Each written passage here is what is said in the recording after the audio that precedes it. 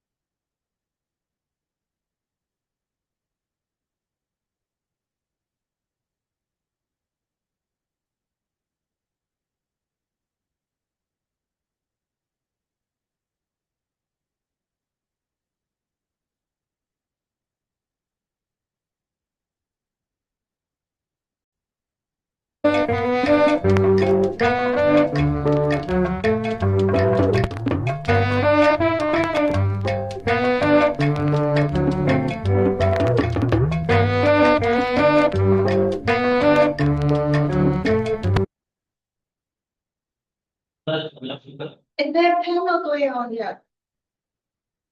This is B307. Yeah. That's the most important.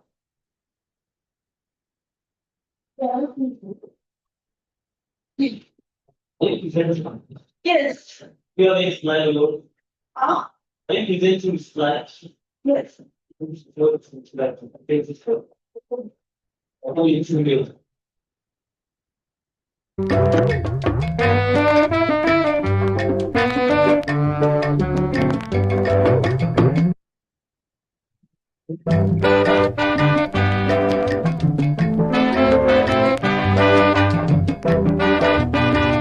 Radio play.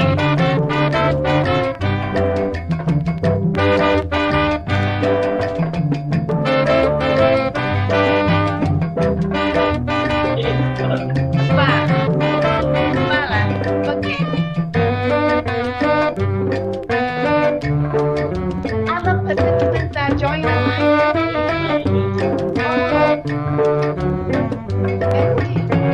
Ọmọ pupa o, ọmọ pupa lèmi fẹ́. Ọmọ pupa o, jọ̀wọ́ kó fẹ́ràn mi o. Ọmọ pupa o, ọmọ pupa lèmi fẹ́. Ọmọ pupa o, jọ̀wọ́ kó fẹ́ràn mi o. Tí n bá dé London, màá wá fowó ọkọ̀ ránṣẹ́. On Black and African Identities and Africa and Diasporas. There are 5, I think. No, in that moment, there are 3 in that moment of us in total, and we have 1 hour and 30 minutes of total time. For a good presentation, I suggest 10 minutes per presentation, and we will continue at the end of our questions that arise. Does anyone object to this part, to this proposal? Object? No? 10 minutes for everyone? Okay, thank you. All right. We will control the time, and we will see the chat when there are 5 minutes left, 1 minute left, and the end. Okay. The first presentation. Shall we start with Abdul Ademilwa? Sure. Correct? Is correct pronounced? Very close. I'm so sorry. Oh, no worries. Abiodun from Emory University, and the series Encounters in the Transatlantic Slave Trade, Enslaved Africans, Impressions of Europeans in the Big of Benin. Let's go. Yeah, I would like to share my slides, so I've sent a request. Thank you. For permission. Sunday is possible.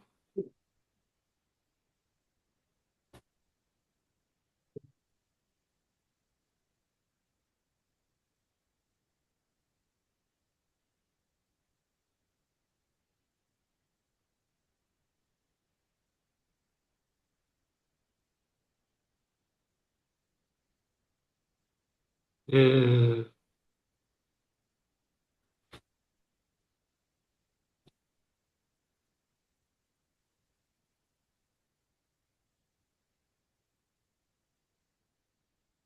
the Fanzang, it's possible to.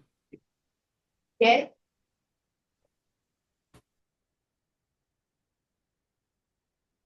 Can you hear me? Okay, I think I can now share my slides.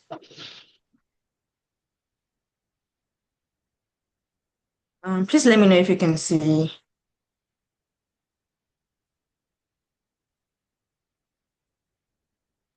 Okay. Can you all see my slides? Yes. Yes. Okay, perfect. I'll start. Of the white men, we had been taught to form most dreadful ideas. Although shaped like ourselves, we did not conceive them human, but ranked them among the most ravenous beasts of the woods, which were always seeking an opportunity to seize and drag some of us to their dens, where we were torn in pieces to feed their young. This statement was made by Chloe Russell, a woman of Fulani origin, in her autobiographical account, The Complete Fortune Teller and Dream Book. Chloe was only 9 years old when, sometime around 1754, two white men kidnapped and forced her onto a slave ship headed for Virginia, United States. Her experience highlights one of the earliest inherently violent interactions between Africans and Europeans, viz., the transatlantic slave trade. During the Atlantic era, European slavers held derogatory impressions and often depicted Africans as savage or barbaric. However, enslaved Africans also formed opinions of Europeans. My paper examines encounters in the transatlantic slave trade, looking at enslaved Africans' impressions of Europeans in the Bight of Benin, that is the region extending from the coastal area between the Volta River in the west, present-day Ghana, and the Lagos port in the east, modern southwestern Nigeria.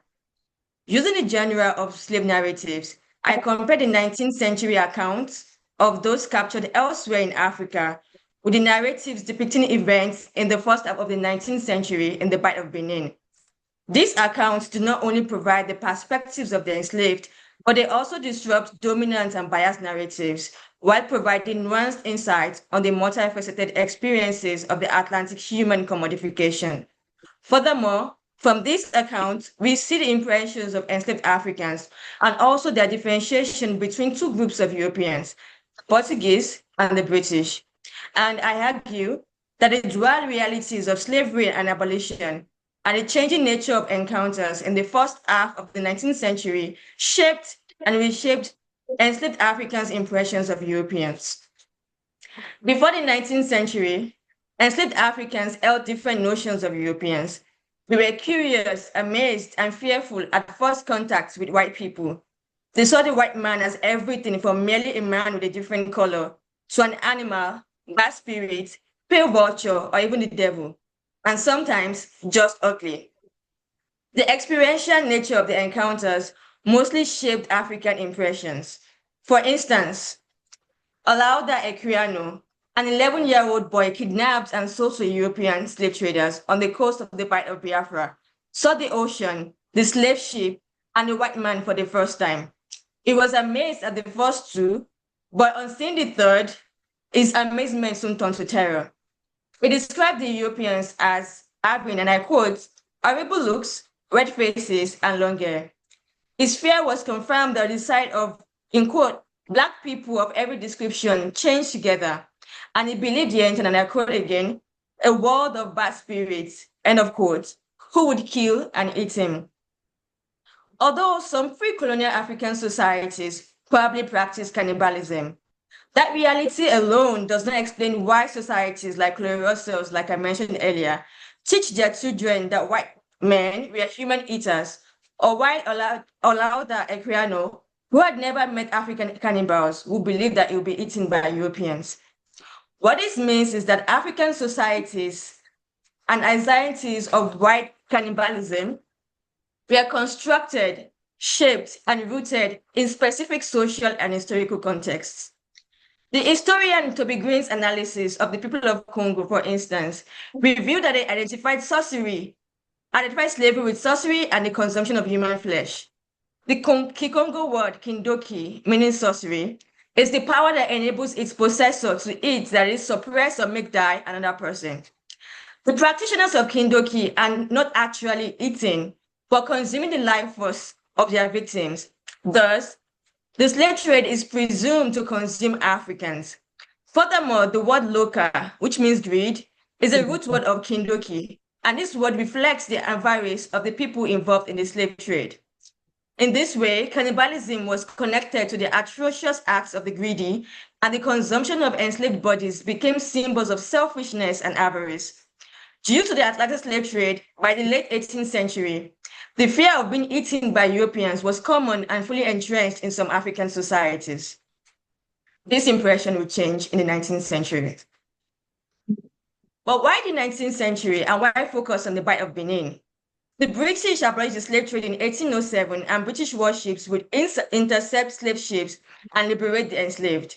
The Bight of Benin is an excellent case study for this period because from the 17th century, the area had become notorious for supplying enslaved people to the Americas, which continued, as we can see from this database, despite the abolition.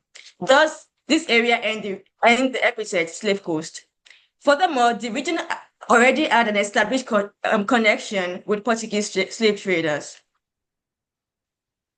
Ajayi Crowther, who most people are familiar with, was one of those enslaved and sold to the Portuguese. One early morning in March of 1821, 15-year-old Ajayi was in the comfort of his home in Oshogun, Oyo, making breakfast with his family. Around 9 o'clock, they heard a report about enemies approaching. Caught unawares, Ajayi recounted that the inhabitants of the Yoruba town had little time to react before, I quote, the Eyo Mahomedans, the Fullers, and escaped foreign slaves surrounded the town. After about 4 hours of battle, the enemy penetrated the town and chaos erupted. What had begun as a beautiful day ended in sadness. Separated from his family, Ajayi began a journey of enslavement, and in 9 months, he had labored as an enslaved person and had been sold several times a few distance away from the coast in Lagos. When he arrived in Lagos, Ajayi's latest enslaver sold him to Portuguese slave traders, and there he encountered Europeans for the first time. Ajayi recalled feeling this touch of a white man with great fear and trembling as the Portuguese slave trader assessed his fitness. Before boarding, the Portuguese chained Ajayi together with other enslaved people in a barracoon for over 4 months. Embarkation was no better. Deprived of food and water and unaccustomed to life at sea, Ajayi and the other enslaved persons suffered from seasickness as they journeyed to the unknown. However, they did not have to travel far. On the evening of their departure, 2 British warships captured the slave ship.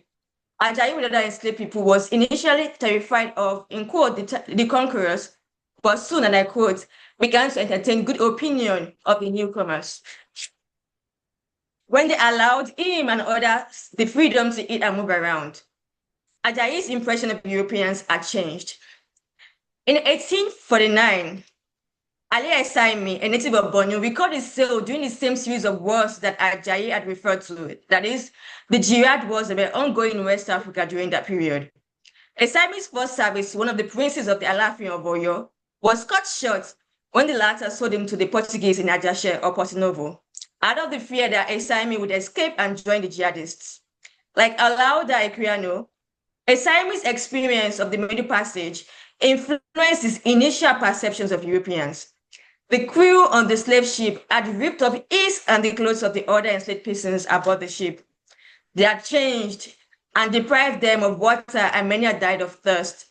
Esaimi concluded, and I quote, "The people of the great vessel were wicked." However, this opinion changed when the British intercepted the slave ship and liberated them. The British unchanged, clothed, and fed the enslaved on board. They also brought drums, and those on board played from evening till the next morning. Esaimi would exclaim that, I quote, "Now our Lord has taken us out of our slavery." On getting to Freetown, Sierra Leone, where the British had taken them, they met a certain Mr. Decker, a white priest. Esaimi noted that although Decker put him into his house, he was not afraid. And even when he heard other liberated Africans worry about white cannibalism, Esaimi never attempted to escape. He would later refer to Decker as benefactor, in other words, a savior. The accounts of liberated Africans like Ajayi and Esaimi show how the initial impressions of Europeans as cannibals and wicked beings changed at the moment of freedom, one of Europeans as saviors and benevolent people. They also reveal the formation of divergent opinions of two distinct groups of Europeans, the British and the Portuguese.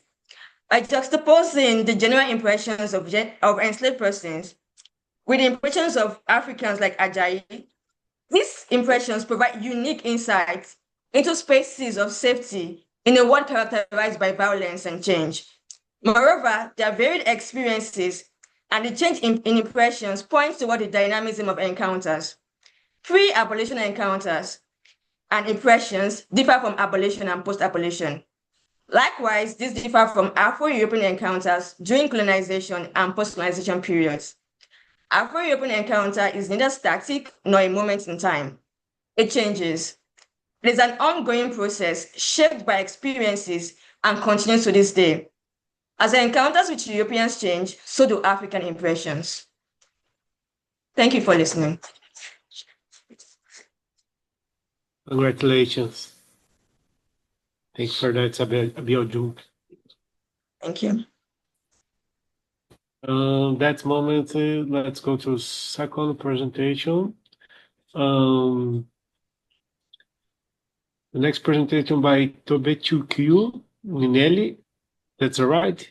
King's College from Ono is present. Yes, no. Presentation Digital Identify Formation and Cultural Hybrids in the Nigerian Diaspora.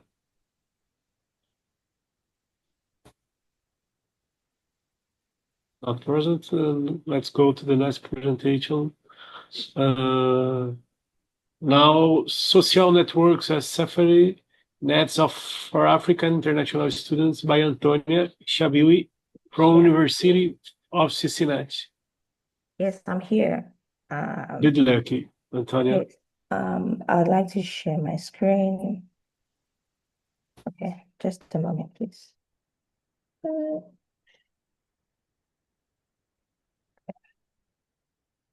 PowerPoint.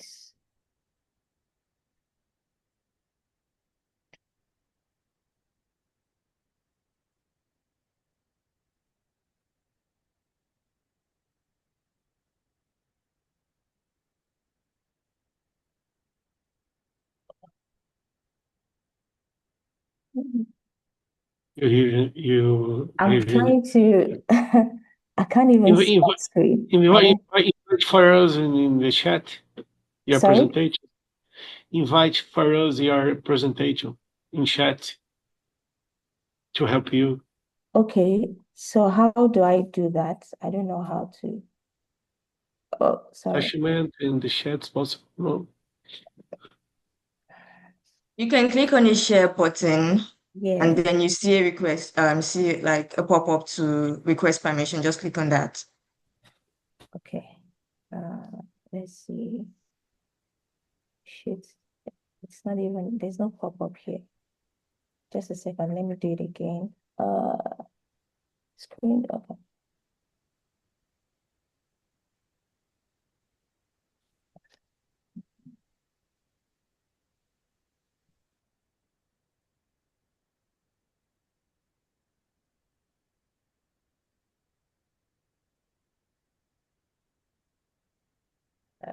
God, this is difficult.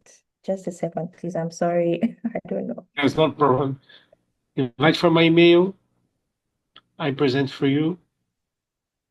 Maybe someone else should go ahead because I'm finding it difficult. I can't even see anything. There's nothing popping up on my screen, and I don't know why. I'm gonna attempt to share my screen again and see what's going on. Okay. Yeah. Okay, so maybe I click the share button, just put the connect to me to share. So if it's not doing that, I can also send my email to you, send it to me, and then Okay. I can share your behalf. I'm gonna send my email to the chat. Uh,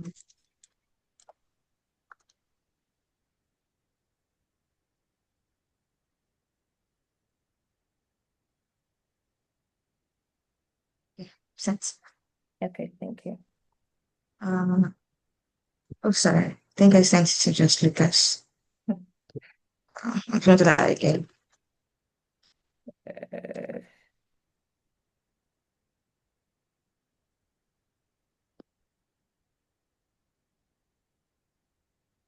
Yeah. okay, all right.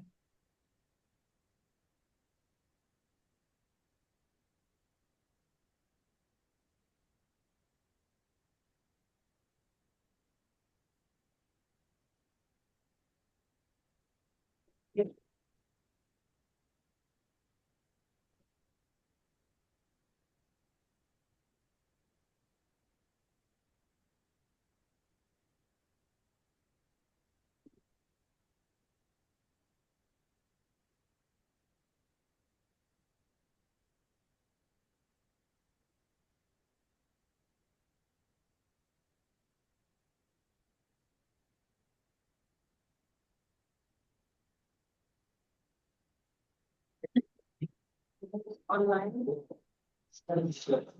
Yeah, but can we take the next presentation while sorting this out?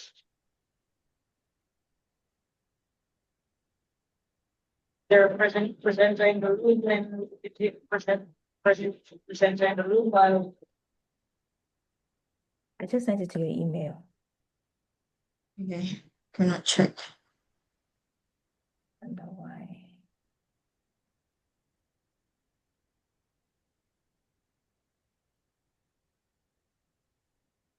Let me try it again if I can. Documents.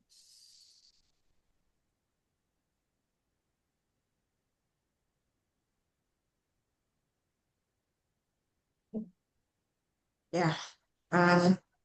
Okay, Just go ahead. advanced. Download.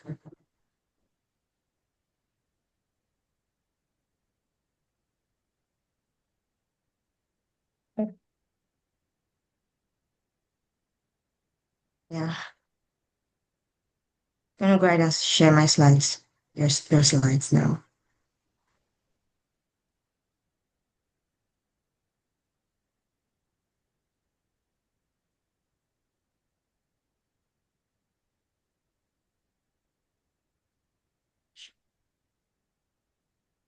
Okay.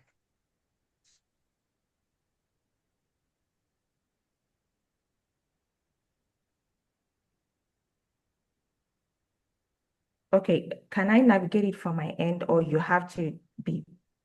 I have to be the one doing that. So just let me know. Just Okay. the next slides. Yeah. Okay, thank you so much. I'm so disorganized now.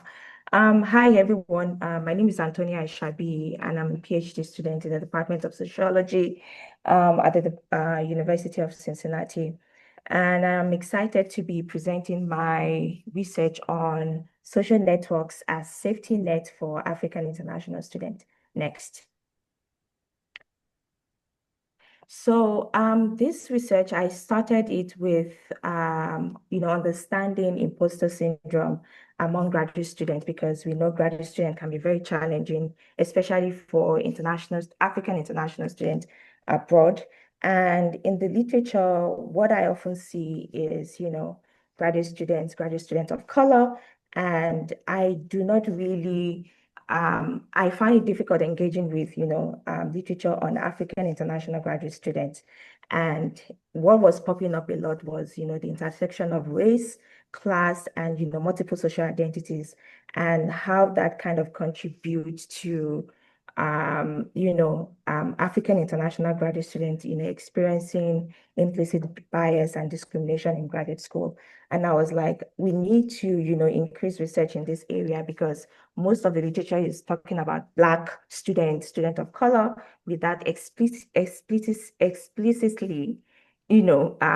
saying that, okay, African international graduate student experience such and such. Because if we don't talk about, sorry, if we don't talk about our experiences, who is going to tell our stories? And that is the reason why I am, focusing on African international students in the US, understanding their racialized experiences in graduate school. Next. And when we talk about social networks, because this is part of my research questions, one of the main research question was, how African international graduate students experience, racism in graduate school. And what came up was what kind of social support are available, for them in terms of their social and academic adjustments on campus. And when we talk about social networks, I'm talking about social networks at the meso level, because we often focus, at the micro and the macro level, which is the individual and the institutional levels. But when we talk about meso level, I'm looking at, social organizations. When we talk about campus student organizations, social organization, even off campus, and how that kind of build and shapes their experiences, how that kind of, what are the patterns, and the structures of these networks, and how it kind of shapes, the experiences of African international students. Next. Then situating this, I kind of situated it in, in the critical race theory framework, in the sense of how social network contributes to the perpetuation of racial inequality, in the educational institution. Because when we talk about, in the context of social networks, how can we understand, how networks, in terms of maybe campus religious organizations, social, maybe religious organizations off campus, kind of challenge racial hierarchies in educational, institutions. And when we look at the context of African international students, we are understanding the differences and the commonalities in the patterns of social networks now. So if we are focusing on campus students, on campus student organizations on campus, how do these organizations shape their experiences? And in those patterns, we are able to kind of understand, how racial discrimination come into play, how misinformation, racial stereotypes kind of are spread, and how that kind of also impacts social interactions of, African international students in America. Next. So my research question is, how do social networks shape the experience of African international graduate students? And why I focus on this population is because they belong to a minority group on campus. Their stories are often ignored on campus. And also, I believe that their experiences would differ from other graduate students of color and international students, because when we look at the international student community, it's a diverse group. We have students from Asia, we have students from Africa, we have students from Europe and whatnot. And I believe that African international graduate students, their experiences will differ from other international students. Next. So in terms of my methodology, this was a pilot study for a class. So I interviewed 5 participants from Africa.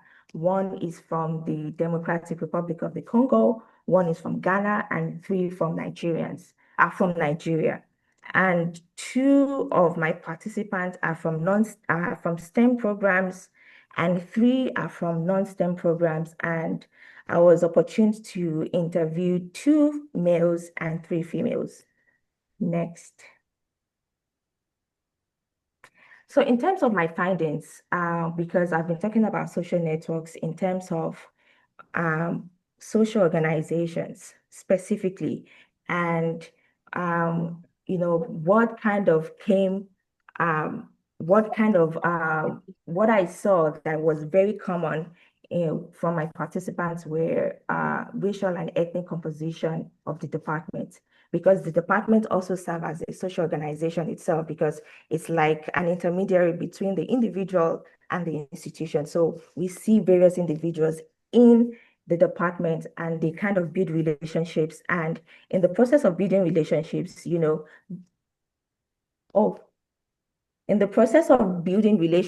sorry, can you hear me now? Because I kind of, okay.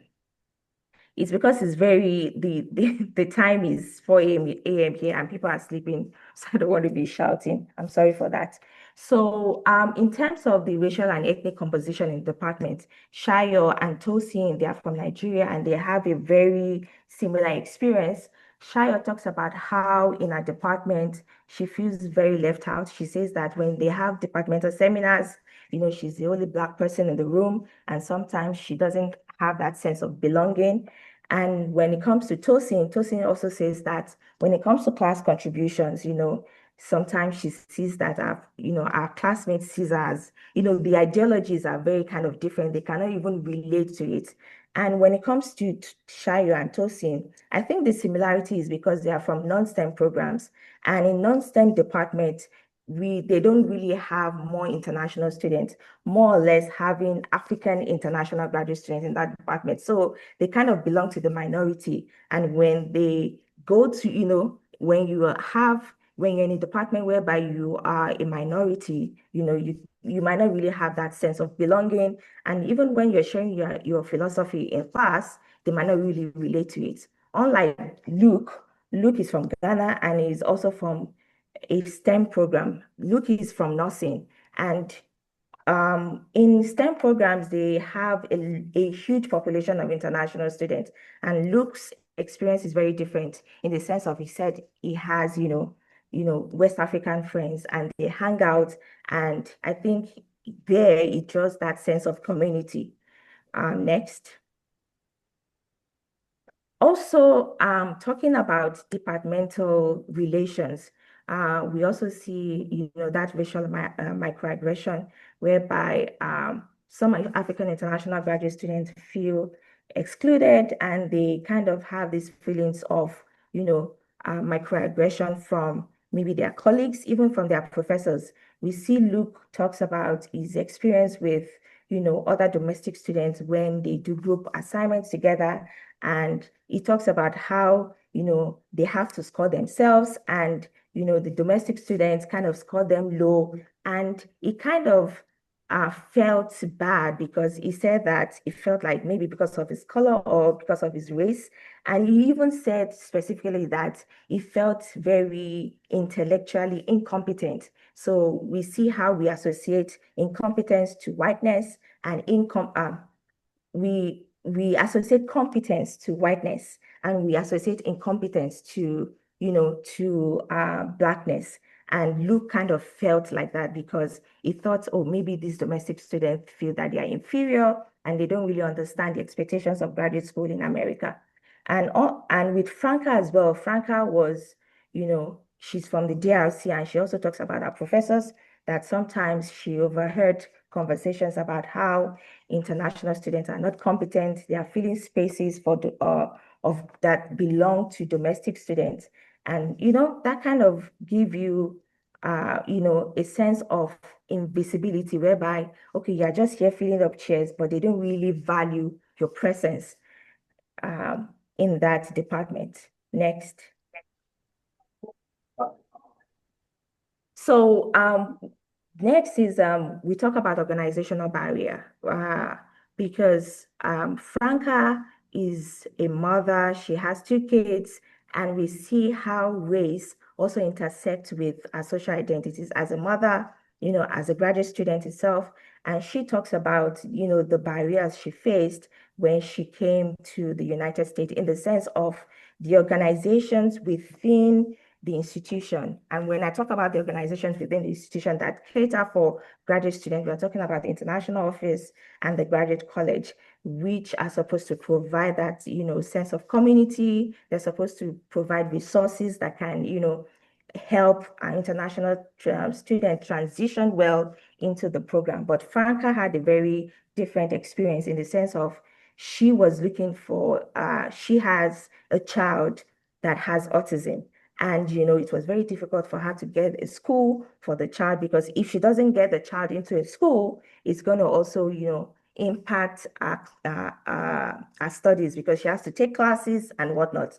And she was very disappointed in the sense of American institutions, they know how to attract international students, but when it comes to post-arrival transition, it is zero in the sense of when you come in, you're on your own and, there's no one to help you transition well into the academic system. Next. But all of that, negative experiences they also have, the positive experiences in the sense of most of my Nigerian participants talk about the Nigerian community in the sense of the student campus organizations were very supportive, even from the pre-arrival and the post-arrival stages, whereby they connected them with, people who can, help them transition well. And when they got on campus, they were able to also affiliate with the Nigerian community. And that kind of provided a sense of community and a sense of belonging. Because in the sense of when you get to a new environment, you find it hard to navigate the system. It's a very new system entirely. And this Nigerian community also helped them, to adjust easily. And with Franca also talks about the religious institution. She talks about how it was difficult for her to get housing, but she had to rely on, she had to go to the church that is off campus, and they accepted her. They gave her housing for like 5 days before she could, secure funding, secure housing. Next. So from these experiences, we could see how social networks kind of play a critical role in, students' well-being and success, especially for minority students on campus, because sometimes when you belong to the minority, you find it very hard to, connect with other people, to build relationships with other people, because when you don't see people who look like you, who talk like you, it's very hard to build that relationship. So social networks can, facilitate or even constrain access to resources, like social support on campus and opportunities to, maybe opportunities to meet people and whatnot. So it has a very profound impact on student academic and social adjustment, because we sometimes overlook the advantages of these social networks. We think, oh, they're just there to, to help students, but it actually helps them socially and academically. And we need to understand that each of these social networks, the gaps they fill, so that we'll be able to understand the different and the stages of problems they bring along, and also the different network of resources that they provide. Next.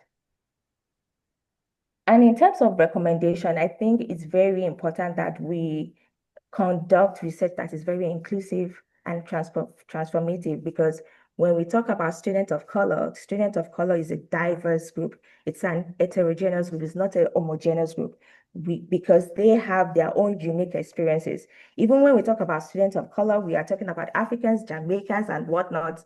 And these people come from a different historical backgrounds, and we need to include them in Black scholarship, because when we share their stories, we are able to impact policies and promote diversity on campus. Next. So for further study, I'm thinking of still looking at social organizations, because we need to understand how the strategies they use to provide that sense of community for minority students.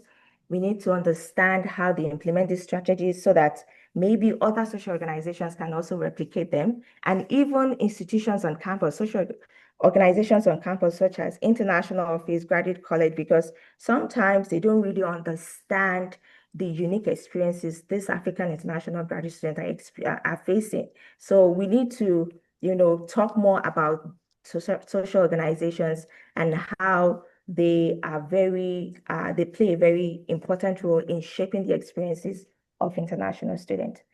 Thank you so much for listening. And thank you, Abiodun, for sharing my slides. Thank you, Antonia. Congratulations for your presentation. In the next moment, the next presentation is me. My research is studying and understanding Brazil through Amadou and Pateba and Cheikh and Diop. A moment.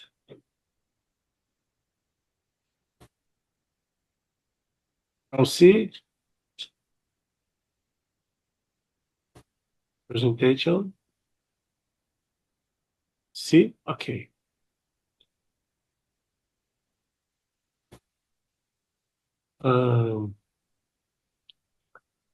I am currently presenting the results of my PhD research in social anthropology at the University of São Paulo. The actions I have carried out as research professor at the CESI School of Education in São Paulo, and the research I have done with a group of Africanist friends. All of these actions are aimed at understanding the effects of diaspora in contemporary Brazil and the daily lives of the Afro-Brazilian population.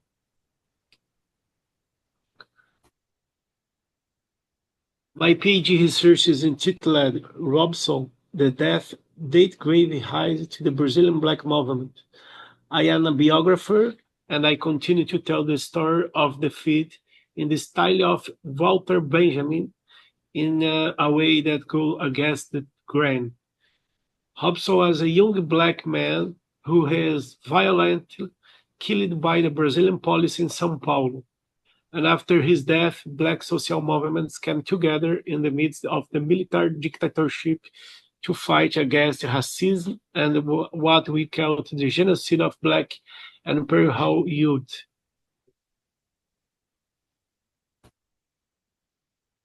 Robson died on May 4, 1978. The black social movements meet on July 7, 1978, and they organize a public demonstration, even though is what's prohibited due to military dictatorship. From this, the Onaife black movement emerged.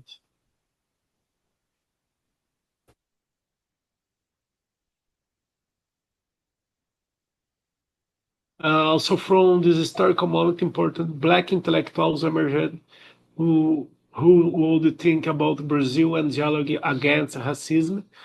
Important names such as Lélia Gonzalez, Beatriz Nascimento, Abdias do Nascimento, Sueli Carneiro, among others. This is so important that in 2019, Professor Angela Davis came to Brazil and publicly announced the need to pay attention to the works of these Brazilian black intellectuals before reading their personal works in order to understand Brazil. In April 2022, I managed to unearth the court case on Robson's death, which had been kept in the hands of the courts for 44 years without anyone ever having revealed the truth about the case. We were able to celebrate with Robson, widow, and the leaders of the Brazilian Black Movement. So these documents will be accessible for public consultation around the world so that people can also understand how racism works in Brazil and the horrible parody of the military dictatorship, which we must never forget.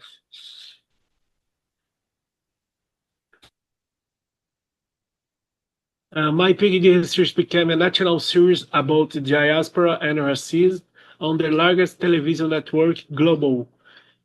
It also became a documentary on YouTube about the Brazilian Black Movement.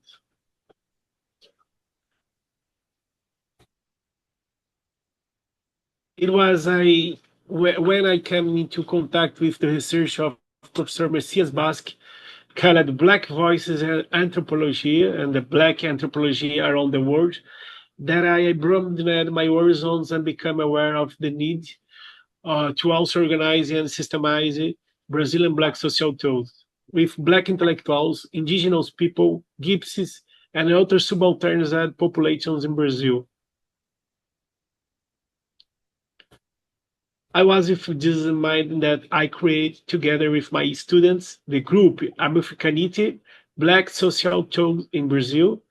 Through this group, we be better and more deeply developed the critical consciences of these students to understand the effect of the Brazilian diaspora and the racial mechanism specific to the country, with the sparse support of the Black philosopher Sueli Carneiro.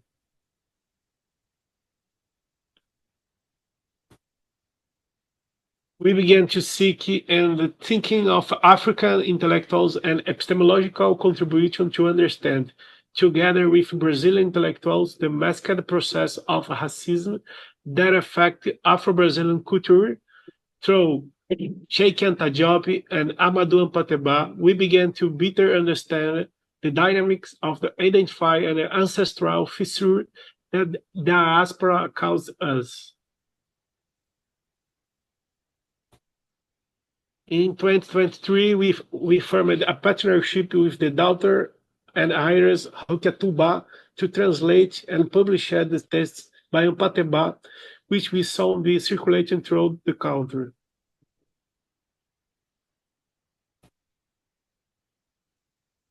Just like a Black Brazilian intellectual named Antonio Bispo or Nego Bispo, we believe that poetry is one of the best ways to understand history, telling it through our own voice.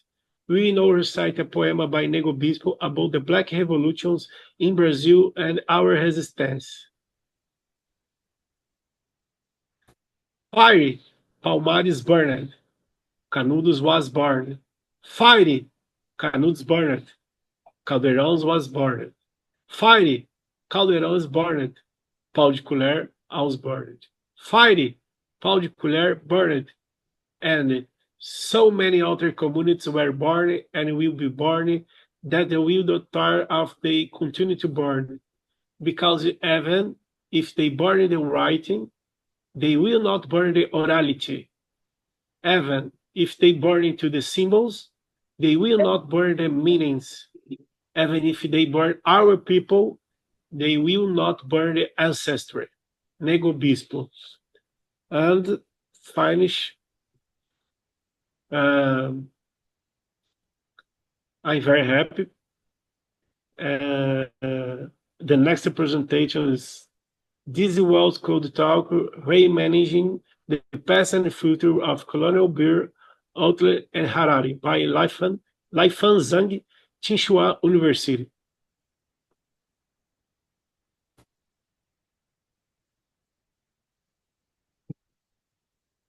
No, just take care, excuse me.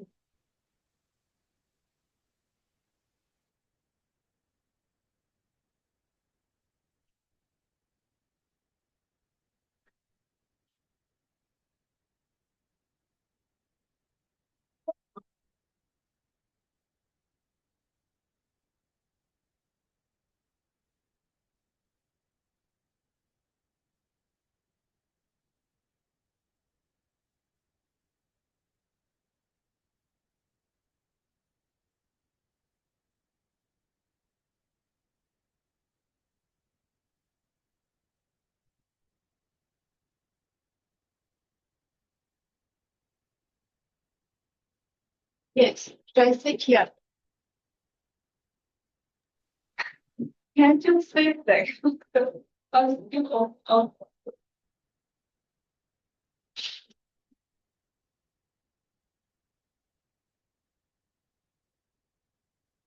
I should go there. That's all right. Hello. Timing. Hello, can you hear me?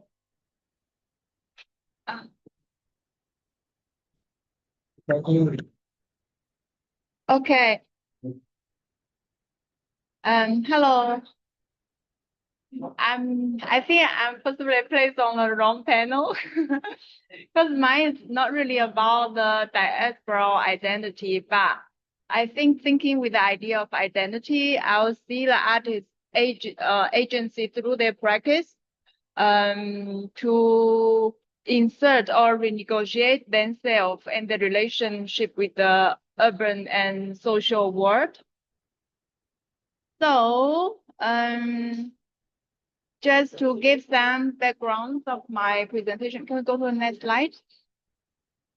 So my research focus on Harare. I just want to give you a brief view of the city. So CBD is in the center. Yeah. And then all other more like native locations are around the city, in different directions, by different sides. And the main National Gallery and commercial gallery are in CBD. Uh,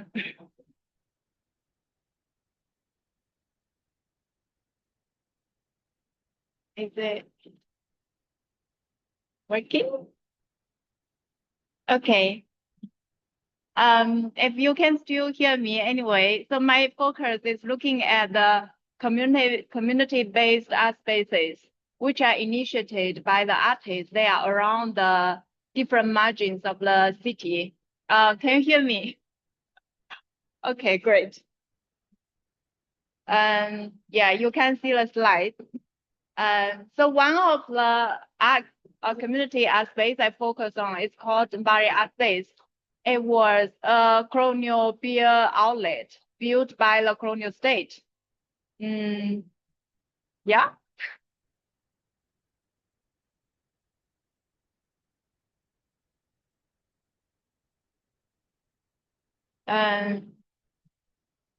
Yeah, it's in one of the township, the oldest township in the city.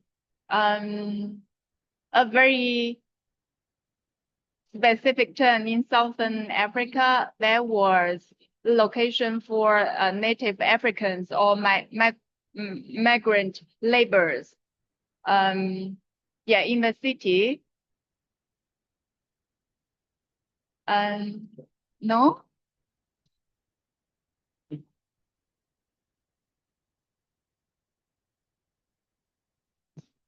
Okay, so the beer outlet is like the physical establishment of a system called a Durban system, which is a racialized monopoly of the state to control the beer drinking to generate profit for the admin of like the urban segregation and also the control management of the laborers in the city. So basically, the principles are one, Africans were banned from drinking European liquors, and only traditional beer or the sorghum beer was allowed.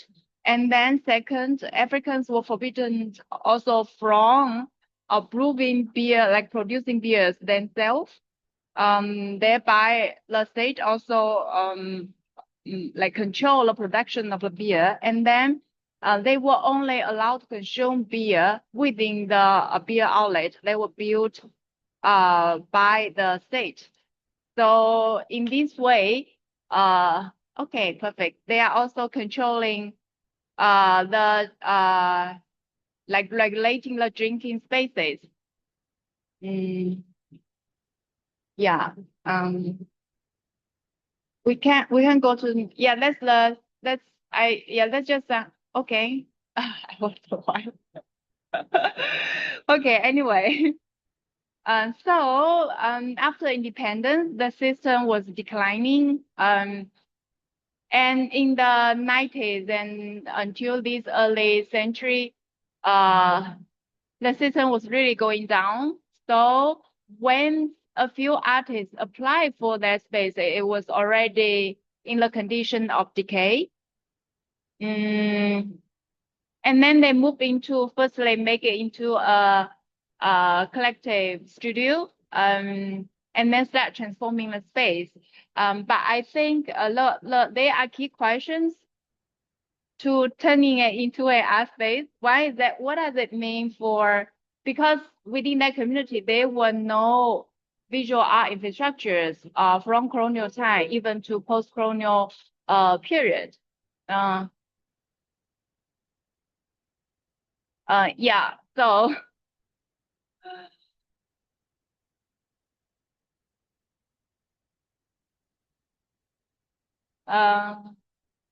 okay, it's not working. Okay. Yeah, so anyway, I started my research with them around 2019, 2020. Then I keep sharing my research materials, including archives I found with them. So in the process of communicating, we started a project called If These Words Could Talk. There's a poster one. Can we just go to the poster one?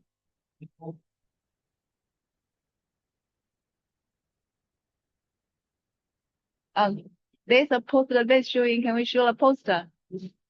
I know I'm speaking. Can we just show a poster page? Just that page, please. Go down, please. Go down, please.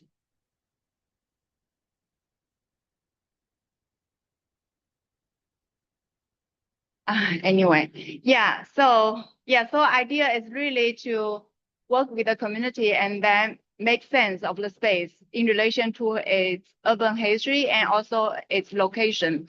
So in early last year, we started a workshop called Object and Storytelling Workshop.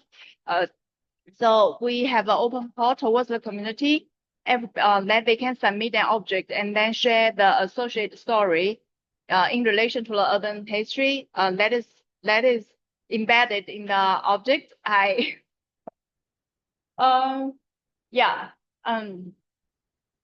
So okay, I'll just continue then. And then we really got very interesting objects. For example, things like dating back to 1930s, 1940s. For example, one old Sekuru like uncle, he brought a suitcase that was the suitcase his father used when they migrated from Mozambique to Harare. And then there are also like Gogo Savanu. She was working in those beer halls in the 70s, among the first women who were working in this colonial beer outlet. So we organized a storytelling workshop and then also small exhibition of the objects for them to share those stories. And then we invited artists and other public to be part of the workshop, and then we invite two artists to be artists in residency to respond to that urban history, to create a body of new artwork, and we do an exhibition, and then we invite those communities back again. So in this way, we try to make the space also relevant within its immediate community. And from there, last year, part of our documentation of the project also traveled to Dakar Biennale as one of the programs showing there. But while I'm talking, the story hasn't stopped because now they are also doing a new project with artists, mural artists. Just by the wall outside the barrier space, where those participants from the community who attended the storytelling workshop, like their image are really like huge, massive, large scale on the wall outside barrier space. So basically, I just want to.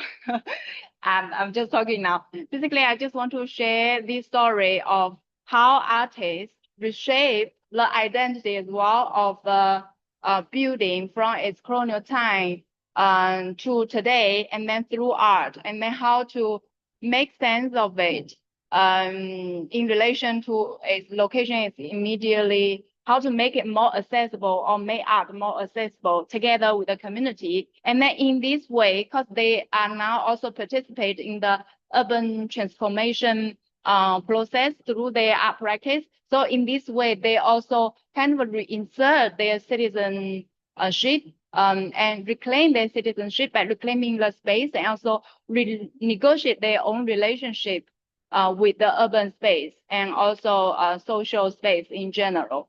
I'll stop here. Thank you. And then, sorry, I couldn't show images. Sorry. Thank you. Congratulations, Fang. Thank you. At this point, is there anyone watching who wants to ask a question? Feel free to do so. I have one question per one. Aviodun, I told about the portal of no return and how this means pen for the entire diaspora. The history you tell is impressive. In Brazil, you were also impacted by the arrival of the Benin diaspora population and their return to Benin called Agudas. Do you know that's history? Antonia, networks for the organization, protection, and communication of Black and African students are very important. How can we think about this in such difficult times today in the United States and other countries with a conservative political organization? Lifan, I've been thinking about how the alcohol trade during colonial Africa may have also strengthened the slave trade and fractured the imagination of the local population. What do you think? You, Abiodun, Antonia, and Lifan? Okay, so if I understand your question correctly, you're asking if I know about like Brazilian returnees, the Agudas, right? Oh Yes. yeah, definitely, definitely. So there's even like a Brazilian like quarters in Lagos, and yeah, so we have, yeah, I know about that. And if you check Lagos Island, for instance, there are like Brazilian architecture that shows the presence of these Brazilian returnees in Lagos. And I've also like done some seminar work about like returnees and like the connection between Brazil and Nigeria, because I study Portuguese, so some of the question I get is why I'm a Nigerian and I'm also like learning Portuguese, and I try as much as possible to draw these connections to say, yeah, Nigeria has ties with Brazil through the Atlantic slave trade. And we still have like descendants of Brazilians in Lagos. We have Afro-Brazilian descendants currently living in Lagos. So yeah. Thank you. Okay, so Antonia? yeah, so you ask about how we can, talk about networks, social networks in this political climate. Is that the question? Okay.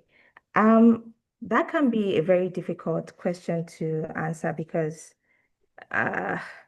but what I would say is that we need to also continue the conversation because African international students are part of the conversation. We are in the system, and even if we think we are immigrants or international students, so to speak, we cannot say we have to be excluded from the system because we bring in a lot of contributions to America in terms of the economic contribution. We pay rent when we come here. We after our education, we get jobs. We also contribute to the economy of America.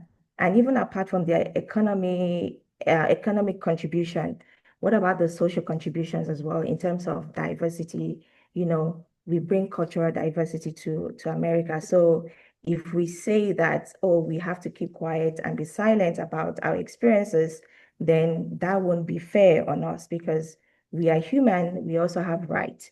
And what I would say is that we need to build these networks as solidarity, support system whereby we create safe spaces for us to talk about our experiences in a very respectful manner, in a very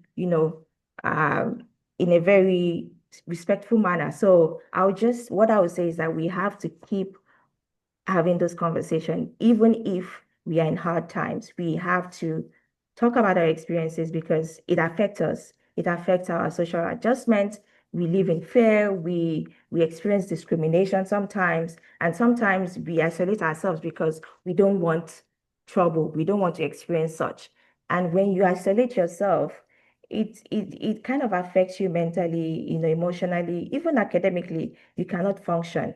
So what I would say is that we have to keep the conversation going in a very respectable manner. Thank you. Um, Lifan? Yes, Lucas, thank you for your question.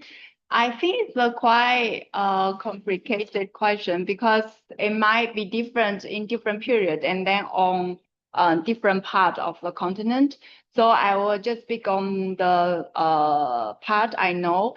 I think it is very true that because, for example, the Durban system was actually the economy engine for the urban segregation and the urbanization process, where they can really recruit so many laborers when more and more European settlers arrive in the cities in Southern Africa. And then, but on the other side, they are always navigate and negotiate and resist. So, for example, when the state built these state beer outlet, now they have shippings. And then shippings, for example, in Bari is where the nationalism thought start to develop. And even the way how they use the profit, making from this beer monopoly, then to start something called social welfare system, which is to build some very basic school and clinic in the native locations. Is for the purpose of controlling and management as well, so to control the leisure time for more better work performance in their name. But then the people then also use this organization, for example, football organization, later also developed into like nationalist movement. So I think it's on each aspect, it depends on which aspect you look at it. Of course, it fractures the imagination because a lot of events were depoliticalized. But then at the same time, they also managed to make use of the system. They were built to control them as a way of resistance. Yeah. Okay. Thank you, Lifan. That's all right. I think that's the finish.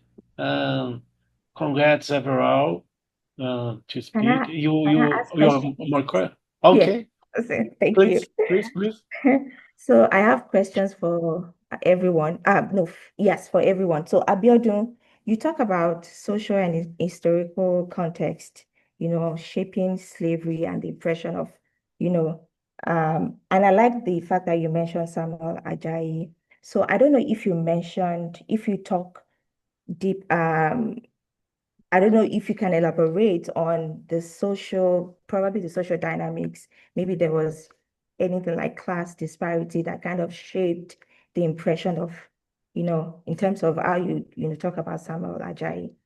Then for Lucas, you talk about the historical ethnography um, of Black social thought in Brazil.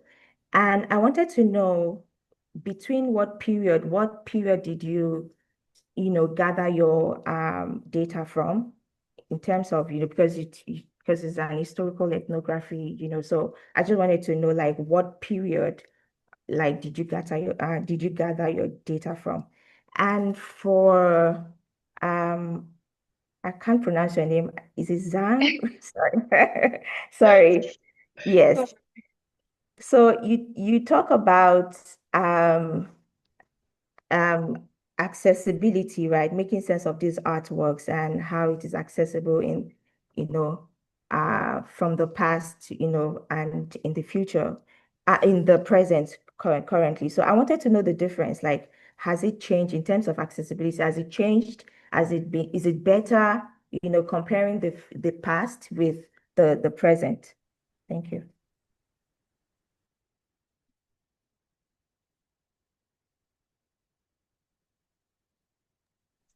Thank you for your question, Antonia. So in terms of class disparity and what it means for the social context, I think the title of my work itself shows the disparity, right? These are enslaved people. This is not like the general impressions of Africans. And we can see how they would form these impressions they were having, and also how their perceptions would change based on their own experience. So the experiences of elite Africans, for instance, would be very, very different because, yeah, and also that would shape how they think about like Europeans. For instance, there have been letters from the House of King Kosoko that show like connections with Portuguese traders, like they were friends. We see African elites also sending their children to Brazil and all that. But then when we come to enslaved people, sometimes the social status does not matter at that point because they are already enslaved. So even if they were like members of the elite before and they become enslaved, now they have a new status, like a new like category imposed on them. They're now enslaved. And so we can see how like this would shape how they think about like the people that enslaved them and also about the people that liberated them. And so there's this category of Africans called liberated Africans, who are mostly some of the people I'm talking about, like Ajayi Crowther, for instance. And when we think about the role Ajayi Crowther played in the Christianization of the Yoruba people, we can see how his experience of slavery and his experience of liberation by the British shaped his understanding about Christianity. We have like other examples of other enslaved people too, like facilitating even colonization of Yoruba land, for instance. And this is born out of experience. So we see like how the social dynamics like have long-lasting impact. The slave trade led to people thinking about their experiences. The liberation also led to people looking at British as saviors in quote and thinking, yeah, if these people are really good people, and so their God might be a better God, and then also bringing this news to like their peers or the members of their community. And that in some ways also facilitated like the arrival of missionaries and this collaboration between natives and European missionaries. Yes.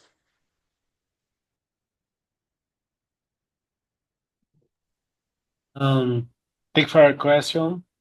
It's a praise. The dictatorship period lasted 21 years from 1964 to 1985. The Black movement has always existed since the diaspora began almost 500 years ago. And today it continues to make a difference and to the mental colonization that still exists in our country and allow racism to exist.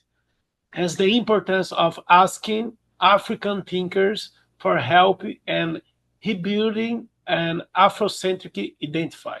I think is that most important to reconstruction our Black people in Brazil. All right.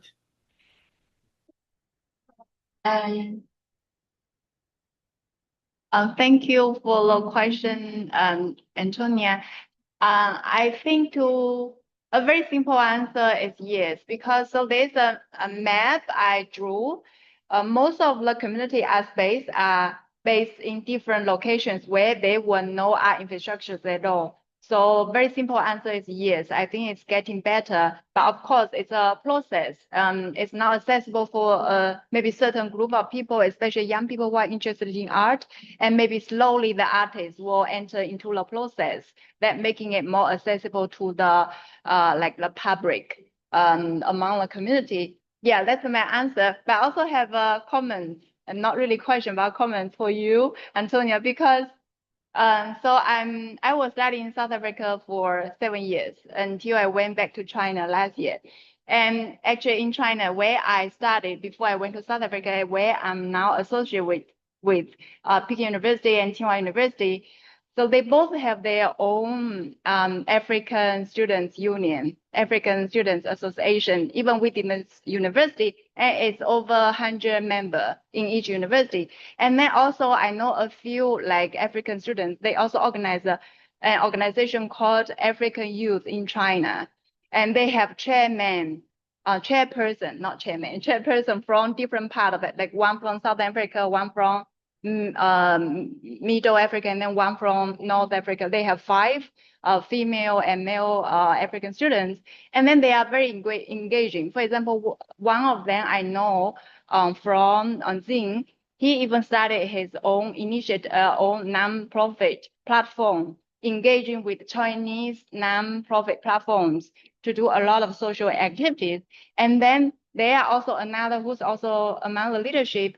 He's doing his PhD in when these students, when they return to their own country, like what they do and then what they bring back. So it's just information that might be relevant for you.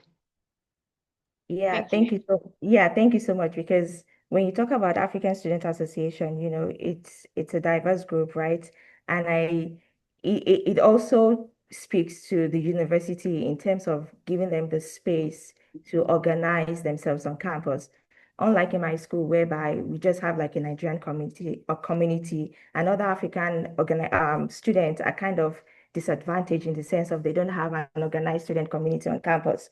And I think there was this time I went to a meeting about, international students, and I'm like, we have international students. When you talk about international students, you see 90% Indian students because they have the population and they are very organized on campus. And I'm like, even when this should give you like a clue about, okay, if we talk about international students and you see only Indian students, I think you should question the fact that, okay, where are other international students? Because you have the statistics that is not only Indian students that you have on campus. So even if the students cannot organize themselves, I think the institution should take it upon themselves to organize, different ethnic groups in terms of international students, bring them together. Because, when they don't have that organized student association on campus, it becomes very difficult for them to build that, networks. Because even sometimes when we have graduate, programs on campus, they're nowhere to be found because they be like, what am I doing there? International student organizations are not organized. They are not even calling us to organize us together and whatnot. So I think it speaks more to the university itself. What are they doing? The international office, what are they doing to organize the students, even if they are kind of shying away from their responsibility? And thank you for that contribution. Okay. Yeah. Because okay. Abdul, we have 10 minutes. Okay. Okay, yeah, thank you. So I just want to say great presentation, everyone, and also everyone in the audience, thank you so much for listening to our presentation.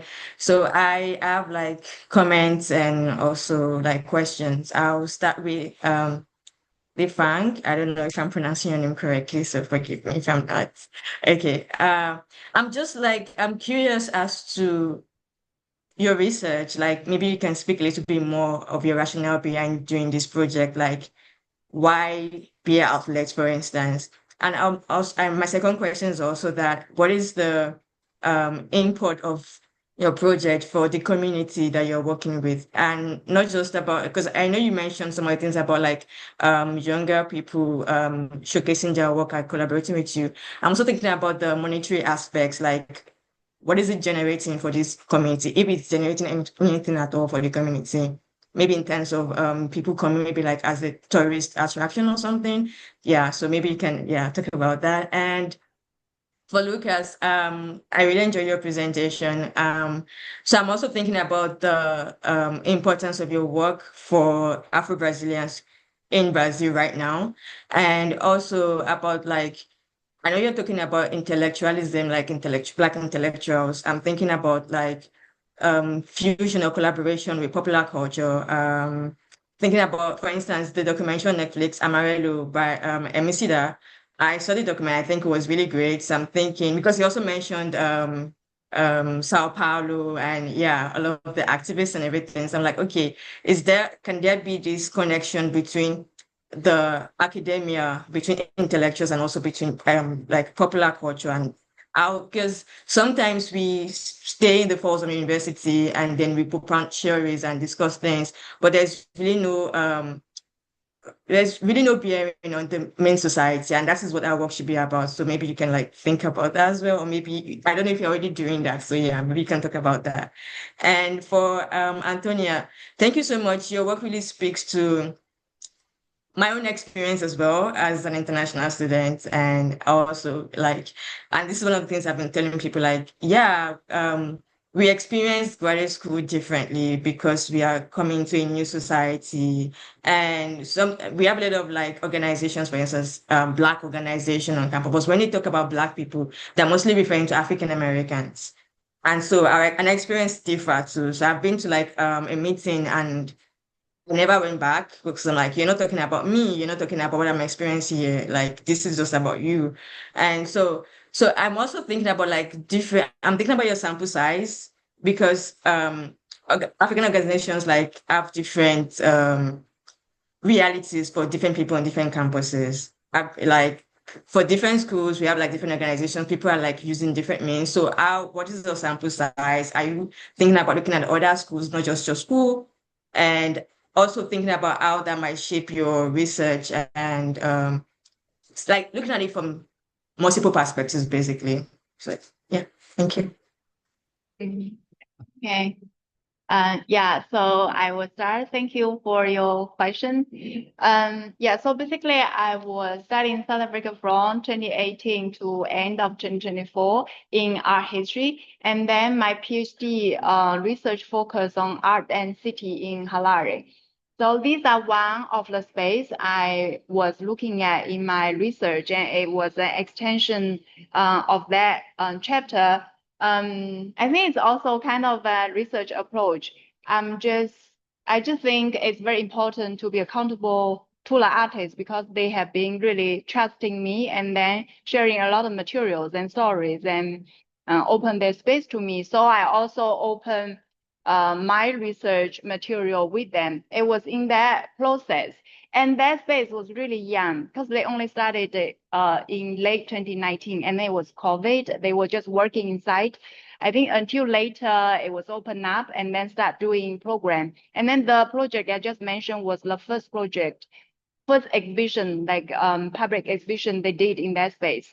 And so YBA Hall is really, I think I have been always being like educated by the artists. It's because they start repurposing this space. Then I start looking at the history of this space. Then I noticed it's actually one of the like really foundational establishment or system with laws, with police, with admin, with even physical architecture in many cities in Southern Africa, even in part of Kenya. So it's because of them, so I became interested in this history. And then when we were working in that space, like we were in and out, because that space was like a control space. If you look at the architecture, you'll see the gate is like so narrow, just for one person get in. And the windows are so small, it was very dark inside. So the idea is really to start from the space itself, how to make it, turn it into a space of consumption and control, into a space of production and conversation. And for that conversation, we would like the community that is around it also be part of it, not just artists or other art lovers from outside, but also community within inside.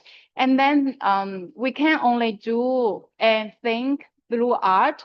So that's the little things we start doing it. And I don't know, if talking about tangible things we generate for the community, besides those workshops, they were really engaging. And now they will be in and out. So it also kind of became a social space when there are events taking place. And then for the project, we also produce a publication. I invite scholars, other curators, writers to contribute. And then some articles were also in Shona, the language spoken in Harare.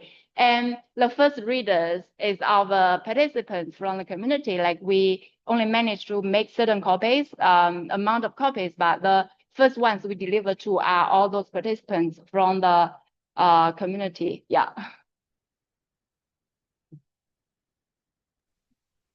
Because the just a moment, only 5 minutes. I just think it's moment to finish. Do we have more? It's not possible to have one more question, but so I would like to thank you for the opportunity to meet and learn about this very important research for all. And I hope you can meet in person someday. Have a grand event and a great day for all. That's folks. Zone. Thank you so much, everyone. It's a pleasure. Thank you. Thank you. Thank you for having us. Bye. Thank you so much.